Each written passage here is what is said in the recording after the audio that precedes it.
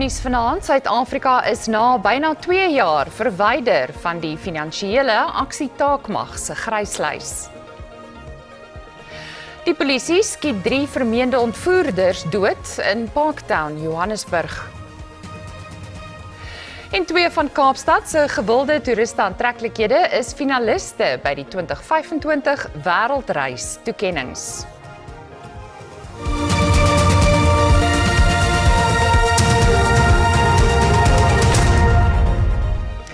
Goeienaand en baie welkom by die Afrikaanse Bulletin.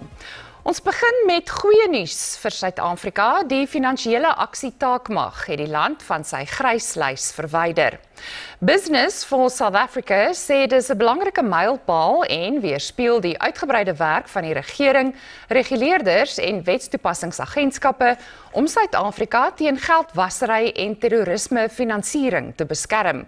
Die nasionale tesourie het ook alle betrokke regeringsdepartemente en regeringsagentskappe geluk gewens vir hulle bydrae. Die finansiële aksietaakmag se plenêre en werksgroep vergaderings het maandag in Parys, Frankryk begin.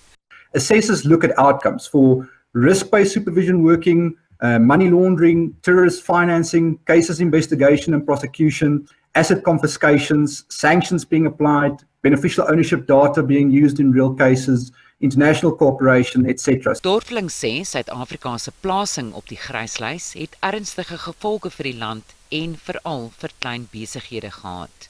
We've also seen that in portfolio inflows. I mean, when Moody's flagged persistent weak FDI as sort of a 7-year low and sub 2% growth as a core constraint, the fiscal squeeze from weak growth, starving supervisors and prosecutors of capacity is exactly what the FATF wants to see in sustained discussions and in sustained investigations. Hy voeg by dat die herstelperiode tyd sal neem nadat die land van die gryslys verwyder is. IMF evidence shows that grey listing is linked to a large decline in total capital inflows, about 7.6% of GDP on average, and removing this label lifts that headwind and supports investment and M&A appetite over time. I think the amount of time in which that's going to take is going to be a longer run discussion. I would say almost a 5-year discussion. Die DA het 'n klag teen die Passasiersspooragentskap van Suid-Afrika, PRASA, by die openbare beskermer ingedien. Die party bevraagteken die wettigheid van 'n 7,5 miljard rand se opknappingsprogram wat PRASA in 2022 begin het. Die tender om na bewering die ou geel treine op te knap is aan 7 kontrakteurs toegeken. Die treine staan nou glo by stasies en stof opgaar. Volgens die DA is dit vermorste en vrugtelose uitgawes wat op korrupsie dui. PRASA sê hy het nog nie die inhoud van die DA se klagte gesien nie en dat dit daarom voortydig sou wees om daarop te reageer. Why would you spend 7.5 billion rands of taxpayers' money refurbishing old trains that you've got no use for, and we are even considering scrapping them, and that we are even considering selling them off, and we are not telling us, at least tell us, say Eswatini wants this train, tell us that Kenya wants this train, they want to pay X amount of money, then we can see that there's value for money that we're going to recover. Die voormalige minister van Polisie, Bekkie Cele, het aan die parlement se ad hoc komitee gesê daar moet dringend opgetree word om die verdeeldhede tussen die polisiediens se topbeamptes te bemiddel. Cele, wat tussen 2018 en 2024 as die minister van Polisie gedien het, het 'n prentjie geskets van diep gewortelde probleme in die polisiediens met 'n krisis wat veel dieper strek as slegs misdaadintelligensie. Hy het homself gedistansieer van enige beweringe van inmengery. Cele het sy getuienis voor die ad hoc komitee afgesluit. Die komitee ondersoek beweringe van misdaad, korrupsie en politieke inmenging in die strafregstelsel. Cele sê president Cyril Ramaphosa moet ingryp om die verdeeldheid tussen toppolisiebeamptes in die polisiediens en die beweringe van wangedrag in die vervolgingsgesag en regsbank te bemiddel en aan te spreek. There is no head of Hawks, there is no head of intelligence, there is no deputy National Commission of Detectives, and these are the things that these people who are scammed is a place that they should be running to. It doesn't exist.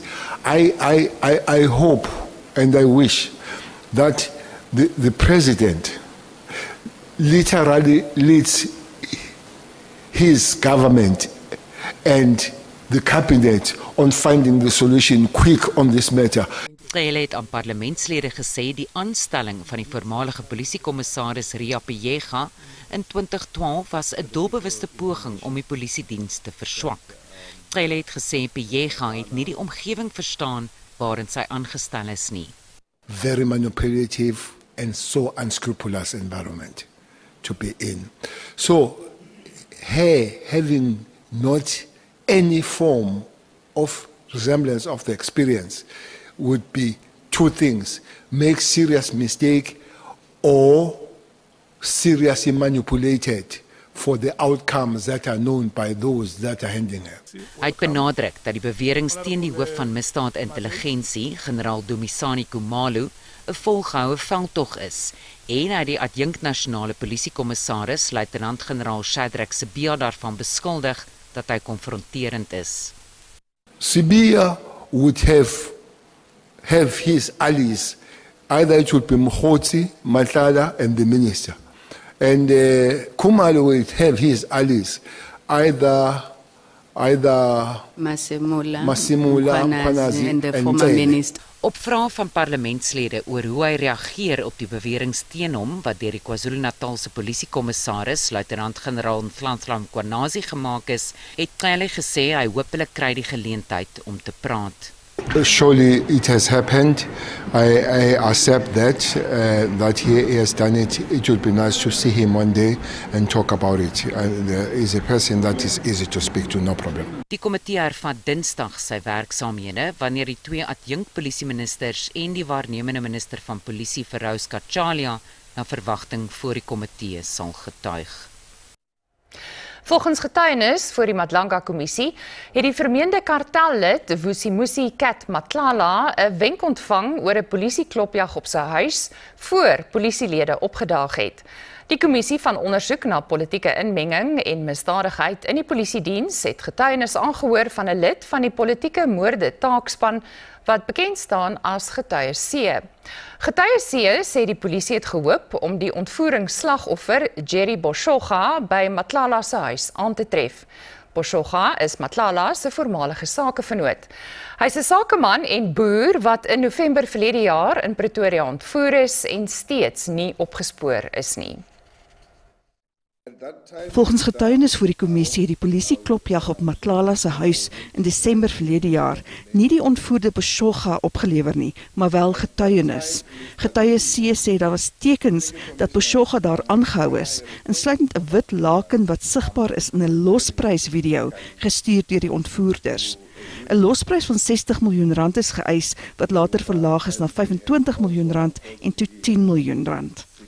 By the time that Mr. Matlala was informed of our briefing that we were coming to we were doing a briefing at the STF offices. That gave him ample time to move Mr. Boshoga, as we were of a full belief that Mr. Boshoga was there.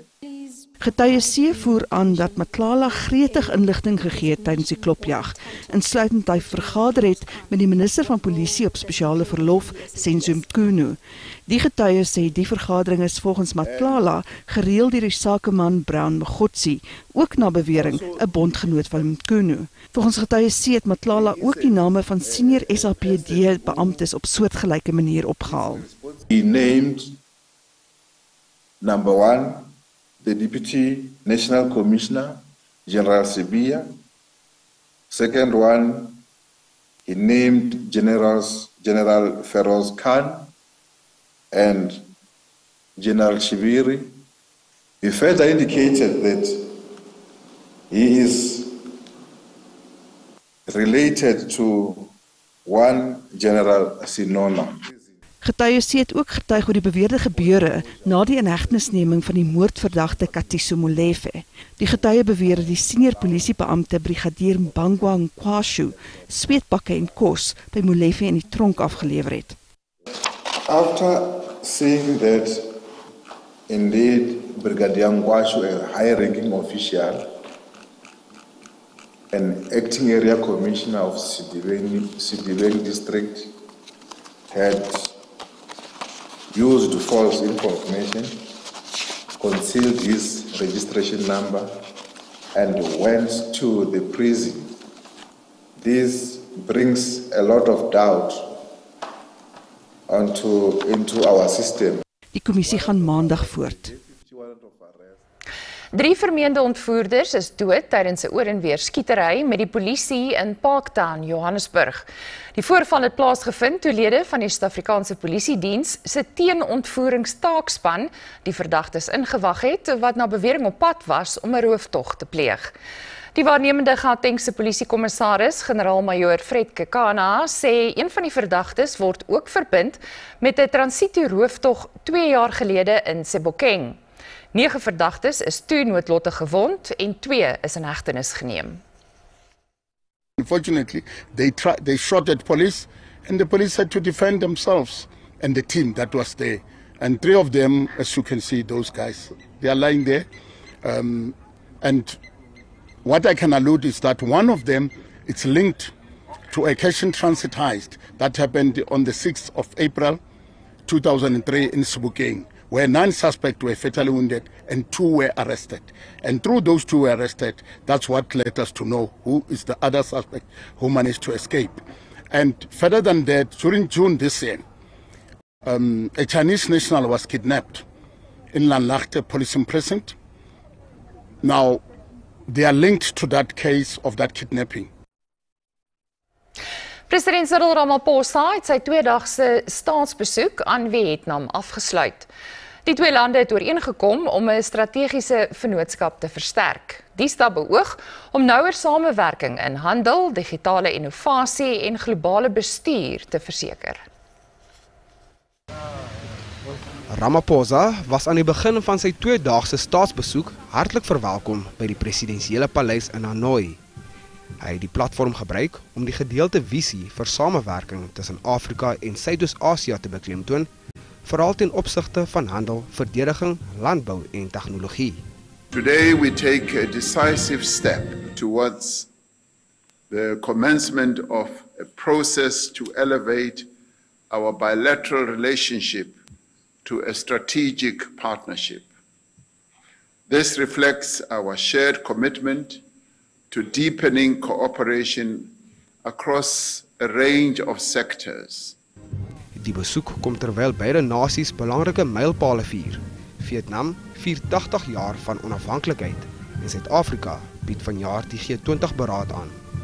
We look forward to receiving your Prime Minister to South Africa at the Leaders Summit in Johannesburg.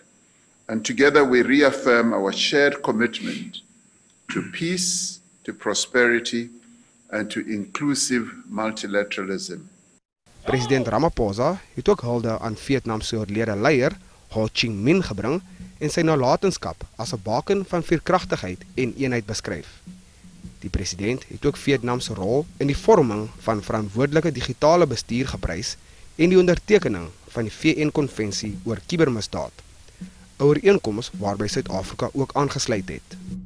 Our participation in the 47th Asian Summit as a guest of the chair and our recent recognition as a sectoral dialogue partner of ASEAN reflects our commitment to fostering interregional cooperation between Africa and Asia. We are building on the legacy of the 1955 Bandung Conference, which laid the foundation for solidarity between our 2 continents. Ramaphosa reis nou na Maleisië, waar hy die Vereniging van Suidoos-Asiatiese Nasies, oftewel ASEAN-beraad, saam met ander wêreldleiers sal bywoon. Die Amerikaanse president, Donald Trump, en China se president, Xi Jinping, word ook by die beraad verwag.